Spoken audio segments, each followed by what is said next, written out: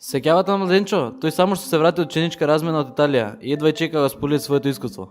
Па, ајде јас да не должам многу. Здраво, пак јас. Последниот период за мене беше исполнет со многу најразлични активности, а оваа размена беше само еден мал дел.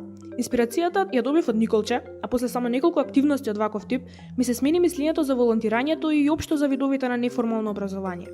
Волонтирав на фестивали и настани, самата организирав настан во моето училиште, а кога сме веќе кај тоа, понекогаш губам и часови, ама не е тоа поинтата. Се прашувате зошто го губам своето време и внимание на нешто вакво? Па еве некои од придобивките од волонтирањето и учествувањето во активности од овој тип. Научив многу за работа во тим, работејќи заедно со различни луѓе и различни карактери.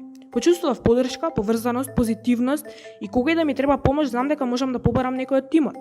Обврските ги делиме заеднички и сите придонесуваме подеднакво. А има време и за шегување и забава.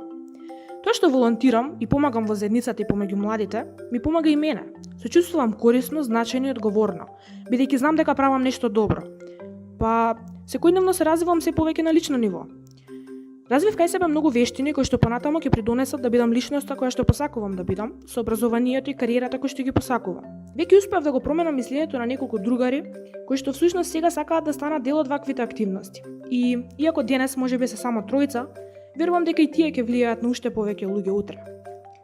Зарем се уште не успеав да ви докажам дека сите предизвици со кои што се соочуваат младите, само прават тие да се чувствуваат битно и корисно доколку ги имаат вистинските вештини.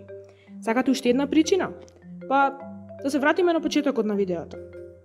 Да не започнав да волонтирам и да се вклучувам во младински проекти, немаше никогаш да имам можност да учествувам на ваква размена во Италија, да запознам нови луѓе, да слушнам туги идеи и мислења кои што ќе ги користам за да размислувам outside of the box за решавање на предизвиците на младите во моето општество.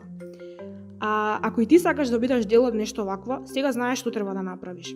А мене ме чека креветот убаво да се наспијам и да ги споделам со другарите новите искуства и спомени.